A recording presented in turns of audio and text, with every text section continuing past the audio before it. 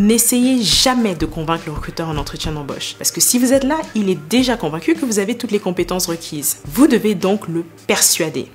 Persuader plutôt que convaincre. La persuasion, c'est quoi? C'est une stratégie d'argumentation qui permet de faire adhérer l'autre à ce qu'on lui raconte. Pour le dire simplement, c'est l'art du storytelling. En entretien, c'est très important de raconter une histoire parce que les histoires créent un lien émotionnel. Et donc, pour que le recruteur se souvienne de vous, il faut que vos faits et vos arguments soient intégrés donc dans une histoire. Par exemple, au lieu de dire « je suis motivé à l'idée de rejoindre votre entreprise pour contribuer à vos objectifs », dites plutôt « quand j'ai découvert que votre entreprise travaillait dans des solutions durables dans l'industrie agroalimentaire, cela a fait écho à un projet universitaire où j'avais conçu une chaîne d'approvisionnement locale en 6 mois. » Utilisez la règle des 3. C'est une technique qui se base sur le principe selon lequel le cerveau ne retient que très peu d'informations à la fois. Cela veut dire qu'il faut donc transmettre au recruteur les 3 informations clés pour marquer son esprit. 3 idées, 3 adjectifs ou 3 exemples. Par exemple, pour répondre à la question « Pourquoi vous et pas quelqu'un d'autre ?», structurez votre réponse ainsi. Ce qui me distingue des autres candidats, c'est mon sens du relationnel, ma capacité d'adaptation et ma maîtrise de l'anglais.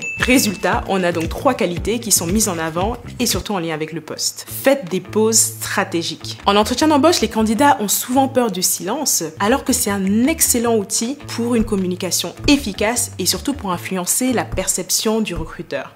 1. Cela permet de mettre en avant certains éléments et donc de faire passer les bons messages. 2. Cela vous permet d'observer le recruteur et de voir s'il réagit positivement ou si au contraire, il bute sur un élément et donc à ce moment, il faut corriger le tir. 3. Cela vous permet de prendre le temps de réfléchir aux questions du recruteur. Déjà parce que ça vous permet d'éviter de répondre de manière trop impulsive et en plus, cela renvoie à l'image d'un candidat serein, réfléchi et mesuré. Préparez tous les cas de figure et anticipez les objections. Pour y arriver, c'est simple, identifiez les faiblesses potentielles et retournez-les en points positifs. Ou alors, apprenez à argumenter sur ces faiblesses et à les expliquer. Savoir reconnaître ces faiblesses et montrer que l'on travaille dessus, c'est un excellent moyen de rassurer le recruteur. Par exemple, je n'ai pas encore travaillé dans le secteur, toutefois, j'ai été très impliquée dans une association qui œuvre également dans le même secteur et cela m'a permis de développer des compétences transférables telles que la gestion de projet et l'animation d'ateliers. Pour bien se préparer et anticiper les questions, demandez à un collègue ou à un ami de vous aider en vous faisant passer un entretien fictif. Ne sous-estimez pas le body language. La communication non verbale influence fortement la perception du recruteur.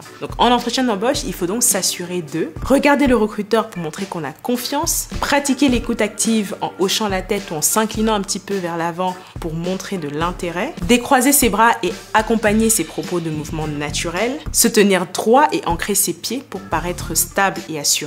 Influencer, c'est la pépite que la plupart des candidats ignorent. En fait, il faut savoir que les recruteurs sont influencés par leurs propres opinions et par celles des autres. Donc si vous voulez influencer le recruteur par ce qu'il pense, il faut donc que vous reformuliez ce qu'il dit pour montrer que vous l'écoutez et donc que vous comprenez ses besoins. En disant par exemple, donc si je comprends bien, vous cherchez quelqu'un qui serait capable d'accélérer les processus d'audit. Et si vous voulez aller plus loin, vous pouvez même influencer le recruteur par ce que vos anciens collaborateurs disaient de vous. Par exemple, mon ancien manager disait souvent que ma capacité d'adaptation était un atout clé pour l'équipe. Vous l'aurez compris, l'entretien d'embauche, c'est ce qui va permettre au recruteur de se projeter avec vous et donc bien préparer sa prise de parole, c'est primordial.